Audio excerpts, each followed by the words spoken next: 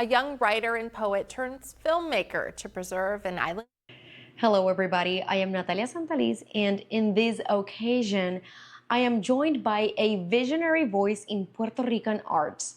Paloma Sierra is a director, writer, and poet.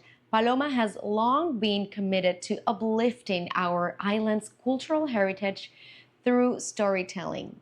Her latest project, Trovadora, is a documentary in progress that shines a spotlight on four remarkable Puerto Rican women who are keeping the tradition of trova alive: Victoria Sanabria, Lenny Ginette Adorno, Alondra Sofia, and Fabiola Mendez. With insights from journalist Maria Cristina Muñoz Vega, the film explores the legacy, challenges, and brilliance of women in a genre where they're historically underrepresented.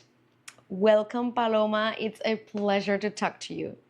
What inspired you to create Trovadora, and why focus specifically on women in the world of Puerto Rican trova? Yeah, so as you mentioned, I'm a poet, and that was my first introduction to writing. And as a writer, I've always been interested in poetry as something that exists other than on the page. And while undertaking different projects of examining different ways that we can take poetry to the stage and, take it to the performance, I also had the opportunity to be a Fulbright scholar in Buenos Aires, Argentina, where I got the opportunity to meet other women who were also doing improvised poetry, or they call it payada. And that experience allowed me to understand how improvised poetry, or the performance of poetry to music, is not only a century tradition in Puerto Rico, but a shared cultural patrimony that's international all across Latin America and the Caribbean. How did you choose these artists featured in the film? But what do they represent to you personally?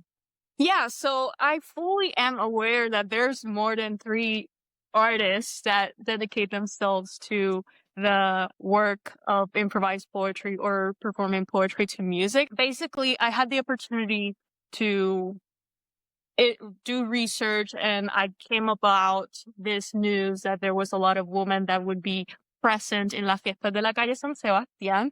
And when I saw the list, I was trying to look at not necessarily known artists, but also known, but also that they were somehow either reinvigorating this tradition in their own way, or also bringing it to generations to come. How does Maria Cristina's insight shape the narrative of your documentary? It's a great question. So basically, what I ended up doing was, after hearing all these interviews, I was interested in hearing about their own personal experiences other than the facts that Maria Cristina was sharing, but also how they tackled it and came out stronger.